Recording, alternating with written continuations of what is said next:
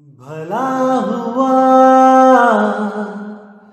मेरी माला टूट गई, मैं राम भजन से छूटी। भला हुआ मेरी माला टूट गई, मैं राम भजन से छूटी। मेरे सिर से टली बला, भला हुआ मेरी माला टूट गई, मैं राम भजन से छूटी। मैं राम भजन से छूटी। नमस्कार मेरे प्यारे भाइयों, मेरे परमात्मा के प्यारे जीव हंसों। मैं हमेशा मालिक से यही दुआ करूंगा कि आप सब मेरे भाइयों का विवेक पहले से ज्यादा और ज्यादा और ज्यादा से ज्यादा बढ़ता ही जाए। बस मेरे दिल की यही अरदास है कि ऐसी कोई चीज ना रहे जो आपको समझ ना आए। हर चीज आपको बिल्कुल क्रिस्टल क्लियर होती जाए। बस यही चाहूंगा मैं, यही अरदास करूंगा उस बंदी छोड़ से, उस परमपिता परमात्मा से कि वो आपके विवेक शक्ति में बढ़ोतरी करता ही जाए और ऐसा कोई भी अज्ञान ना रहे इस दुनिया में जो आपको 1% भी भ्रमित कर पाए। कुछ ना रहे ऐसा। आपका ये भाई आपकी पूरी मदद करने के लिए तैयार है। बस आप निष्पक्ष भाव से इस सत्संग को सुनते रहिए और उस पर विचार करते रहिए। विवेक लगाइए कि जो मैंने बात कही है वो सत्य है या असत्य है। जवाब मेरे भाई आपके अंदर से ही आएगा। उस परमात्मा का जवाब आपके अंदर से आएगा। बस उसको पहचानने की कोशिश करो। साहिब बंदगी। और दोस्तों, आपको बताना चाहूंगा कि काफी दिनों से कुछ लिंक व्हाट्सएप पे शेयर किए जा रहे हैं जिसमें कुछ गुरुओं की फोटो लगाई गई है और कुछ भड़काऊ से शब्दों से टाइटल दिया गया है। दोस्तों, ऐसे किसी भी चैनल से हमारा कोई लेना देना नहीं है। आप उनको बिल्कुल ना देखें, बिल्कुल भी ना देखें, क्योंकि वो सत्संग हमारे ही अपलोड कर रहा है और गलत फोटो लगा लगा के दुनिया को भ्रमित कर रहा है। बिल्कुल भी उनका चैनल ना तो सब्सक्राइब करें और जिन्होंने किया है वो अनसब्सक्राइब कर दें। बिना मेरी परमिशन के जो सत्संग अपलोड किए जा रहे हैं ये बिल्कुल गलत बात है। आप ये सब बंद करें। और कोई भी मेरा भाई अगर अपने चैनल पे कोई सत्संग मेरा चलाना चाहता है तो पहले परमिशन लो। प्रचार में योगदान करना है तो बिल्कुल सही तरीके से करो। किसी भी गुरु की फोटो नहीं लगानी है। सब गुरु मेरे बड़े अपनी अपनी ठौर। शब्द विवेकी पारखी सो माथे कम और। हमने हर गुरु की इज्जत करनी है। हमें किसी भी गुरु से हमारा वैर नहीं है भाई। हर गुरु अपनी अपनी सीमा में अपने अपने शिष्यों को ज्ञान दे रहा है। जहां तक उसकी पहुंच है वो अपने अपने शिष्यों को पहुंचा रहा है। क्या दिक्कत है इसमें? इसलिए मेरे भाई ये जो गलत काम है इसको बंद करो और अगर करना ही है तो सही से करो। जैसे मैं किसी की फोटो नहीं लगाता हूं, आप भी मत लगाएं। साहिब। तो मेरे भाइयों, आज जो हम वाणी लेने जा रहे हैं वो बहुत ही ज्यादा रहस्यमयी वाणी है और उस वाणी को बहुत से संतों ने खोला भी है, लेकिन इस भेद को ना जानने के कारण उन्होंने अपना मनमाना अर्थ करके जीवों को भ्रमित कर दिया। बहुत ही महत्वपूर्ण वाणी है सतगुरु बंदी छोड़ कबीर साहिब की, जो आज आपको खोल के समझाई जाएगी और एक एक चीज आपके क्लियर होगी। वाणी खोलने से पहले मैं आपको बताना चाहूंगा, जो पिछले सत्संग में मैंने 5 नाम जो खोले थे कबीर साहब की वाणी के द्वारा, कौन से नाम? ज्योत निरंजन, ओंकार, रारंकार, सोहम और शक्ति।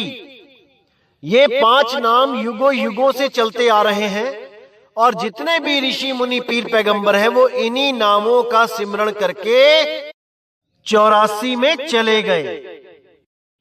इसीलिए कबीर साहब को ये वाणी बोलनी पड़ी और इशारा देना पड़ा सबको कि इन 5 नामों से मुक्ति नहीं होगी भाई। नी अक्षर, जब तक वो नी अक्षर नहीं मिल गया जब तक किसी की मुक्ति नहीं हो सकती। लेकिन काल के दूत बहुत शातिर हैं भाई।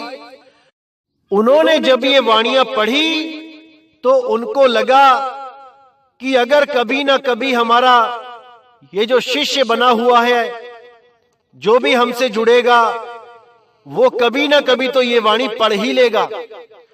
तो उन्होंने बहुत ही शातिर तरीके से इन 5 नामों में जो शक्ति नाम था उसको हटा दिया और वहां पर कबीर साहब और नानक साहब ने जिस सतनाम की महिमा गाई है उस सतनाम को फिट कर दिया, ताकि अगर ये वाणी कल को किसी के हाथ लग भी जाए तो वो इस भ्रम में भूला रहे कि हमारे गुरु तो शक्ति नाम ही नहीं देते, वो तो सतनाम जपवाते हैं और सब संतों ने कहा है सतनाम जपो। इसी भ्रम में जितने भी जीव पढ़ते हैं वो सब 84 में चले जाते हैं और इसी चीज का फायदा उठाकर ये अधूरे गुरु सतगुरु बने रहते हैं। भले ही ये वाणियां कोई पढ़ भी ले, सुन भी ले, तब भी जो उनका विश्वास होता है गुरु पर से नहीं हटता, क्योंकि उनके मन में कहीं ना कहीं यही बात चल रही होती है कि हम कौन सा काल का नाम जप रहे हैं, हम तो सतनाम जप रहे हैं। सतनाम 5वीं रूहानी मंडल है, वहां पहुंच के हमें सतनाम परमात्मा मिलेगा। इसी भ्रम में बेचारे 84 में चले जाते हैं। तो इसीलिए कबीर साहब ने उन लोगों को क्या बोला कि तुम्हें मोतियाबिंद हो गया है। मोतियाबिंद हो गया मतलब जैसे हम बोलते हैं कि अंधे 2 प्रकार के होते हैं। एक तो होता है आंखों का अंधा जो कुछ देख नहीं सकता, और एक होता है अकल का अंधा जो सब कुछ देखते हुए भी कुछ नहीं देख पाता। इसी तरह मोतियाबिंद भी 2 प्रकार के होते हैं। एक मोतियाबिंद होता है जो आंख में फिजिकली हो जाता है, जिसका इलाज डॉक्टर कर सकते हैं, और एक मोतियाबिंद होता है जिसका इलाज डॉक्टर नहीं कर सकते। वो मोतियाबिंद अकल में होता है। अकल की आंख को, विवेक को मोतियाबिंद हो जाता है।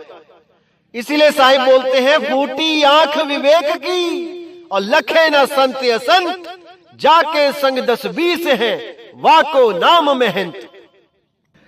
कि जब आप यही बात किसी गुरु के शिष्यों से करोगे कि ये 5 नाम तो काल के नाम जपवा रहे हैं बाबा जी, तो वो क्या कहेंगे, अरे इतनी करोड़ों की संगत, वो क्या पागल है, इतना दिमाग तुम्हारा ही चला, इतने लाखों करोड़ों लोग हैं उनके पास दिमाग ही नहीं है।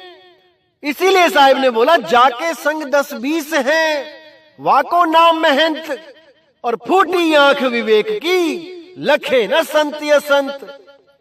विवेक की आंख में मोतियाबिंद हो गया है। इसीलिए ये वाणी साहिब ने बोली है मेरी नजर में मोती आया है। और इस वाणी को सुना सुना के लोग आपको भ्रमित करेंगे कि ये मोती परमात्मा के लिए बोला है, कि मुझे परमात्मा का दीदार हो गया है, वो हीरे मोती पन्ने, इस भाव से बोलेंगे। बिल्कुल नहीं, ये कबीर साहब की चेतावनी वाणी है, इसको अच्छी तरह समझ लो। मेरी नजर में मोती आया है, ये जीवों के लिए बोला है कि इतना कुछ बताने के बाद भी तुम्हारी विवेक की आंख में मोतियाबिंद आया हुआ है। कोई कहे हल्का, कोई कहे भारी, दोनों भूल भुलाया है। कोई कहता है हल्का, कोई कहता है भारी। इसका क्या मतलब है? आप इन 5 नाम देने वाले गुरुओं के पास जाओगे, उनकी संगत के पास जाओगे और बोलोगे ये 5 नाम काल के हैं, तो वो क्या कहेंगे? नहीं नहीं नहीं, केवल 2 नाम काल के हैं, ज्योत निरंजन और ओंकार, बाकी सब परमात्मा के नाम हैं। और किसी और गुरु के पास जाओगे, वो कहेगा नहीं नहीं नहीं, 3 नाम काल के हैं, ज्योत निरंजन ओंकार रारंकार। और कुछ आपको कहेंगे कि 4 नाम काल के हैं, 5वां नाम सतनाम काल का नहीं है। तो अपनी अपनी तरफ से आपको भ्रमित करने की कोशिश करेंगे कि 2 काल के हैं, कि 3 काल के हैं, कि 4 काल के हैं। और किसी और गुरु के पास जाओगे जो कान में फूंक मारते हैं या जो ओम तत् सत को परमात्मा का नाम बताते हैं, इन्हीं 52 अक्षरों को, जो श्वासों में सतगुरु सतनाम जपवाते हैं, ये लोग आपको क्या बोलेंगे कि ये 5 काल के हैं, ज्योत निरंजन ओंकार अहंकार सोहंग सतनाम, ये 5 काल के हैं। तो इसीलिए बोला, कोई कहे हल्का, कोई कहे भारी, दोनों भूल भुलाया है। अरे मेरे भाई, ये 5 नाम काल के हैं क्योंकि ये 52 अक्षरों वाले नाम हैं, और जो तुम दे रहे हो वो भी काल के नाम है क्योंकि वो भी 52 अक्षर के नाम है। दोनों भूल भुलाया है, ये दोनों ही भूले हुए हैं। मेरी नजर में मोती आया है। तो आगे क्या कहते हैं? अब कहते हैं, ब्रह्मा विष्णु महेश्वर खाके, तिन्हू खोज न पाया है, शंकर शेष और शारद हारे, पढ़ रटी गुण बहु गाया है। तो कहते हैं ब्रह्मा विष्णु महेश भी युगों युगों तक भक्ति समाधि में बैठे रहे, लेकिन वो भी उस भेद को ना जानने के कारण उस परमात्मा को नहीं प्राप्त कर पाए। किसको प्राप्त किया फिर उन्होंने? ब्रह्म स्वरूप को। और तीनों ही ब्रह्म स्वरूप में स्थित होकर ब्रह्म ज्ञान को प्राप्त हो गए और सृष्टि के रचयिता बन गए। जैसे आप कोई भी पुराण पढ़ते हो, शिव महापुराण पढ़ते हो, तो उसमें लिखा है कि शिव जी ही इस सृष्टि के रचयिता हैं, इस सृष्टि को बनाने वाले हैं। विष्णु महापुराण पढ़ते हो तो विष्णु जी को बोला गया है कि वो सृष्टि का विस्तार करते हैं। और जब कोई और पुराण पढ़ते हो तो उस भगवान की, उस देवता की महिमा गाई जाती है कि वही सृष्टि का रचयिता है। अरे मेरे भाई, हर जीव जब भक्ति करके ब्रह्म अवस्था को पहुंचता है तब वही सृष्टि रचयिता कहलाता है। आप भी, मैं भी, सबके सब ब्रह्म अवस्था को अगर प्राप्त कर लेंगे तो हम सब ही भगवान कहलाएंगे, हम सब ही शिव कहलाएंगे। ये एक अवस्था है। इस दुनिया में कोई एक ब्रह्म नहीं है कि एक ब्रह्म ही सारी दुनिया का विस्तार करता है। हमारे जितने भी हम जीव हैं, हमारा एक स्वरूप ब्रह्म स्वरूप भी है। जब हम भक्ति करते हैं तब हम उस ब्रह्म अवस्था तक पहुंचते हैं। और उस ब्रह्म अवस्था को अगर पार कराने वाला कोई गुरु हमें मिल जाए तो हम पार ब्रह्म हो जाते हैं, यानी कि हम निअक्षर हो जाते हैं, हम निज नाम में समा जाते हैं। लेकिन जैसे कबीर साहब ने बोला है कि इस काल ने हर चीज की नकल बना रखी है, उसने ऐसी ऐसी अवस्थाएं बना रखी हैं इस मन की कि आपको लगेगा कि मैं मन से न्यारा हो गया हूं, काल से न्यारा हो गया हूं, लेकिन होते काल के ही दायरे में हैं। पता भी नहीं लगने देता ये कि आप न्यारे हुए कि नहीं हुए। इसीलिए कई जगह कबीर साहब ने पार ब्रह्म अवस्था, जो काल की नकली अवस्था है, नकली पार ब्रह्म, उसको काल भी बोला है कई जगह। आप वाणियों में देखेंगे तो पार ब्रह्म को भी काल बोलना पड़ा, लेकिन वो उस स्थान को बोलना पड़ा जहां काल ने अपना डेरा बना रखा है और वो स्वयं पार ब्रह्म बन के बैठा है। इसलिए कई जगह पार ब्रह्म को महाकाल भी बोला गया, लेकिन ये परमात्मा के लिए नहीं बोला गया, ये उस काल के लिए बोला गया जो रंग रूप बदल के पार ब्रह्म बन के बैठा है, जीवों को उलझाने के लिए, ये उसके लिए बोला गया। यही नियक्षर बन के बैठा है। इसीलिए कई जगह कबीर साहब को इनका खुलासा करना पड़ा। तो कहते शंकर शेष और शारद हारे, पढ़ रटिक बहुगुण गाया है। यानी त्रिदेवा ब्रह्मा विष्णु महेश शंकर शेष शारद ये सब हार गए, इनमें से किसी को नहीं मिला वो, लेकिन ये महिमा गाते रहे परमात्मा की, ये उसकी महानता का जिक्र करते रहे, लेकिन प्राप्त नहीं कर पाए।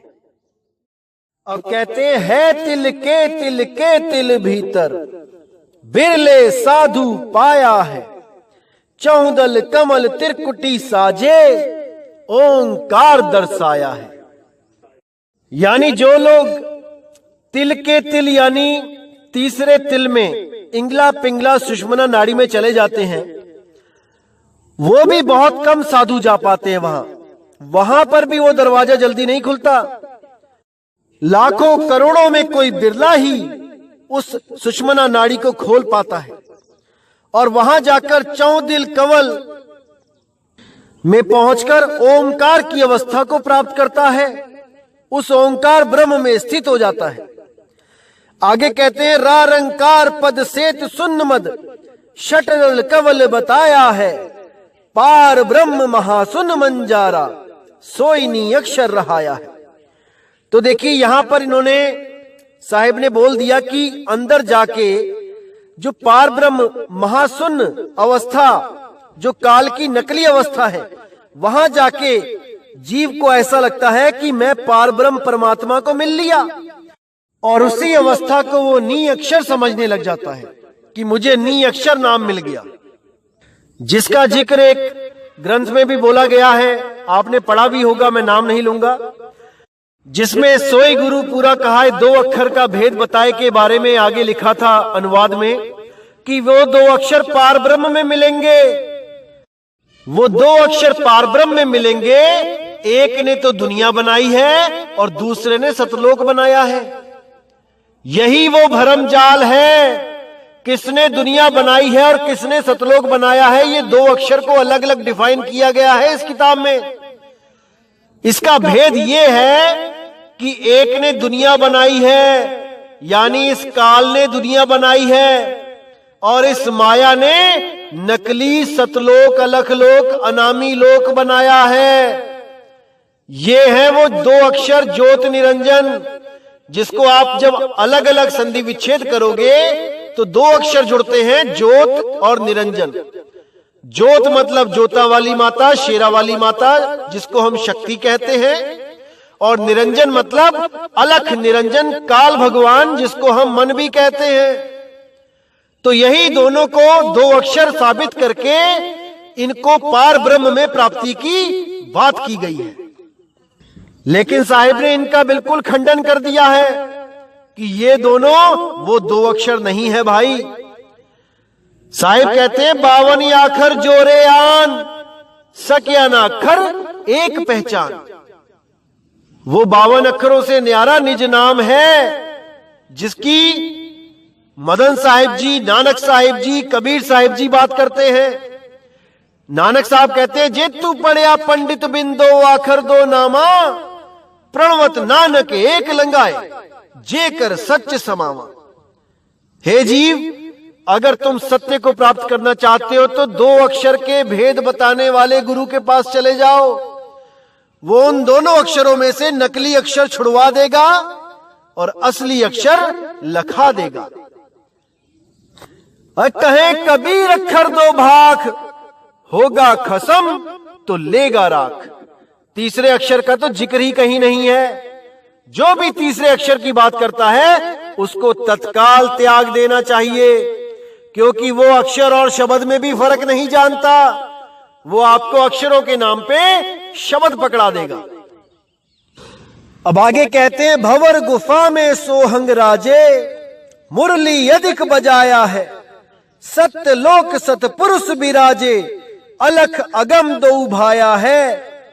अब ये देखिए यहां पे कितना क्लियर कर दिया है कि भंवर गुफा में जो वहां पे सोहंग की धुन है, जो वहां राजा है, वो जो भंवर गुफा में सोहंग की जो धुन चलती है वहां पे अपने आप बिना जपे उसको मुरली की तरह बताया है, क्योंकि मुरली भी श्वासों से ही चलती है। जो बांसुरी है वो हवा से ही बजाई जाती है, श्वासों से। तो उसको सोहंग को उसके साथ जोड़ के बताया गया है कि वहां पे मुरली बज रही है और वहां पर जो वायु तत्व की आवाज आती है, क्योंकि ये वायु तत्व हमारे शरीर में आ और जा रहा है। श्वास लेते हुए सो, श्वास छोड़ते हुए हंग की आवाज अपने आप स्वतः ही चल रही है। उसको जाकर वहां सुनेगा जो साधु, वो सतलोक सतपुरुष को प्राप्त करेगा। उसके बाद अलख और अगम जाके वहां दो पुरुष और बैठे हैं, वो उनको भी प्राप्त करेगा। यानी सतलोक तो छूट जाएगा, उसके बाद अलख लोक जाएगा, वो भी छूट जाएगा, अगम लोक जाएगा, वहां पहुंचेगा। और उसके बाद बोला है पुरुष अनामी सब पर स्वामी, ब्रह्मांड पार जो गाया है। यानी सतलोक भी छूट गया, अलख लोक भी छूट गया, अगम लोक भी छूट गया, उसके बाद अनामी लोक पहुंच गया और वहां अनामी पुरुष से प्रेम करने लगा। इसी के बारे में कई बार किताबों में लिखा होता है कि हमारा पंथ तो सतलोक से भी 2 पौड़ी ऊपर का है, और कई लोग तो कहते हैं 3 पौड़ी ऊपर का है। अपने अपने पंथों के नाम, उन्हीं के नाम पे धाम बना देते हैं और कहते हैं हम तो सतलोक से भी ऊपर, उसके भी ऊपर, उसके भी ऊपर लेके जाते हैं आपको। मूर्ख बना रखा है, मूर्ख, सबको मूर्ख बना रखा है इन लोगों ने। साहिब कहते हैं पुरुष अनामी सब पर स्वामी, ब्रह्मांड पार जो गाया है। वहां तक भी पहुंच गए आप, तब भी आपका कुछ नहीं हो सकता। क्यों? क्योंकि साफ बोल दिया यह सब बातें देही माही। ये जितना भी मैंने आपको सब बताया है ये सब शरीर के अंदर है। यह सब बातें देही माही, प्रतिबिंब अंड जो पाया है, इसी का प्रतिबिंब अंड में पड़ रहा है और अंड का प्रतिबिंब ब्रह्मांड में पड़ रहा है। इसी पिंड, अंड और ब्रह्मांड में सबको उलझा रखा है इन काल के दूतों ने। तो आगे कहते हैं प्रतिबिंब पिंड, ब्रह्मांड है नकली, असली पार बताया है। यानी यहां तक जो आप पहुंच रहे थे इतनी मेहनत करके, करोड़ों में से कोई बिरले जीव, वो भी काल जाल में ही है, कोई पार नहीं हो सकता, क्योंकि आपने रास्ता ही गलत पकड़ लिया है। इंगला पिंगला सुषमना में जाना ही नहीं है। इसीलिए इतनी मेहनत करके भी आप काल के हद में ही रह गए और 84 में चले गए। तो कहते हैं प्रतिबिंब पिंड, ब्रह्मांड है नकली, असली पार बताया है। कहे कबीर सतलोक सार है, यहां पुरुष न्यारा पाया है। अब देखो इसी वाणी में कबीर साहब ने कहा कि सतलोक के आगे अलख, अगम, अनामी, ये 3 लोक और हैं। यानी सतलोक तो अधूरा लोक है, इसके ऊपर और जाना है। लेकिन अगली ही लाइनों में कह रहे हैं कि कहे कबीर सतलोक सार है। यानी सतलोक ही असली है, सार है, सतलोक के अलावा कहीं नहीं जाना है। खुद ही आगे की बात करके पीछे लेके आ रहे हैं।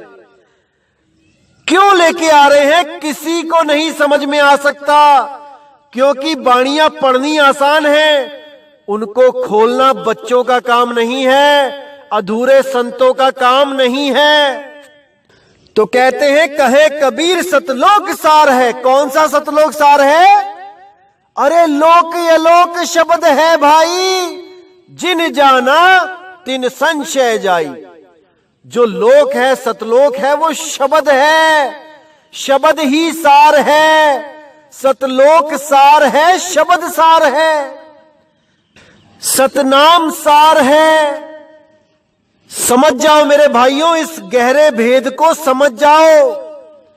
सत्य नाम है सार, बूझो संत विवेक करी, उतरो भव जल पार, सतगुरु का उपदेश यही। कि सतलोक ही सार है। सतलोक कोई लोक नहीं है जो उसको पार करके लोक, अगम लोक, अनामी लोक में पहुंच जाओगे। अरे नहीं भाई, शब्द ही लोक है और शब्द ही सार है।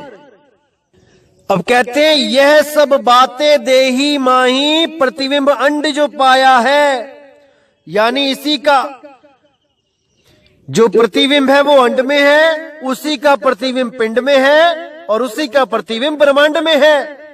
यही जो 7 चक्र हमारे शरीर में है, इसी का प्रतिबिंब अंड में पड़ता है, उसी का प्रतिबिंब ब्रह्मांड में पड़ता है। तो जो 7 चक्र है, 7 चक्र गुणा 3, पिंड अंड ब्रह्मांड, 7 तिये 21, ये मन का राज्य है। इन्हीं 21 ब्रह्मांडों का मालिक मन और माया है। इन्हीं जो मेन 7 चक्र हैं, इनके ऊपर जो बैठा है वो अक्षर पुरुष, जिसकी वजह से ये मन राज कर रहा है, यानी इस राजा का भी वो राजा है लेकिन गुलाम बना बैठा है। उस अक्षर पुरुष के अंडर में 7 संख ब्रह्मांड बताए गए हैं। वो गुप्त भेद है भाई। इन 7 चक्रों के ऊपर वो अष्टम चक्र पे जो अक्षर पुरुष बैठा है, वो मूल कमल का जो राजा है, वो अपने आप को भूल के इन 7 चक्रों में उलझा पड़ा है।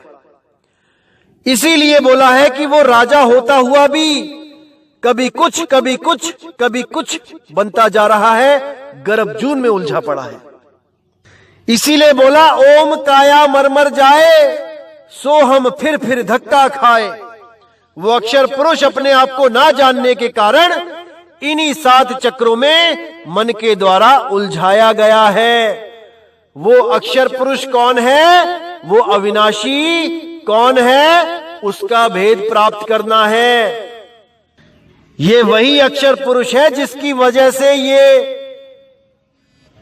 ये डाल और टहनियां और पत्ते ये सब टिके हुए हैं। अरे अक्षर पुरुष एक पेड़ है, निरंजनवा की डार, तिरदेवा शाखा भये ये पात रूप संसार। उस अक्षर पुरुष को पहले जानना पड़ेगा। जिस अक्षर पुरुष की फोटो बनाने में कोई भी गुरु समर्थ नहीं है। अगर आपके पंथ में अक्षर पुरुष का जिक्र हो रहा है तो आप अपनी किताबें खंगालिए और देखिए कि क्या वहां पर अक्षर पुरुष का केवल नाम लिखा गया है या उसका चित्र भी बनाया गया है। सबका चित्र बनाया जा सकता है, लेकिन अक्षर पुरुष का चित्र किसी ने नहीं बनाया होगा, और अगर बनाया भी होगा तो केवल और केवल काल्पनिक, क्योंकि अक्षर पुरुष का चित्र बनाना संभव ही नहीं है। संभव ही नहीं है। वो तब पता लगता है जब गुरु उसका भेद बताता है। तो वही अक्षर पुरुष का निज ठिकाना है अष्टदल कमल। जो 8वां कमल है वहां से वो भूला हुआ है, और उसी में जब वो पहुंच जाता है तो वो इन 7 संख्य ब्रह्मांड का राजा कहलाता है। अभी वो गुलाम है, क्योंकि वो मूल को भूल चुका है।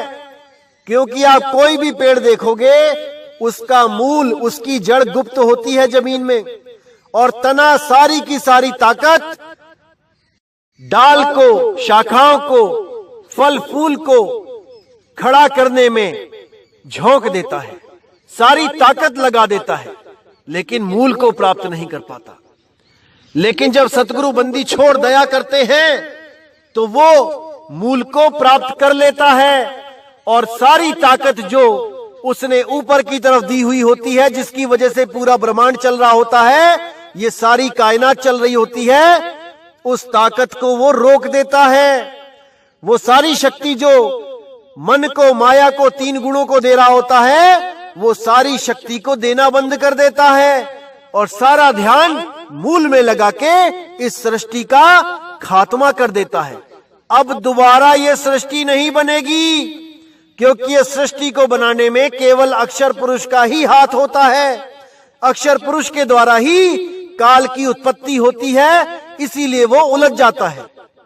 अब वो काल को दोबारा पैदा नहीं करेगा, क्योंकि वो मूल को जान चुका है, अपने आप को जान चुका है।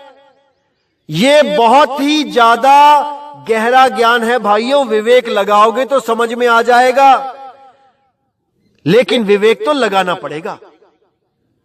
तो इसीलिए बोला है, प्रतिबिंब पिंड ब्रह्मांड है नकली, असली पार बताया है, मेरी नजर में मोती आया है।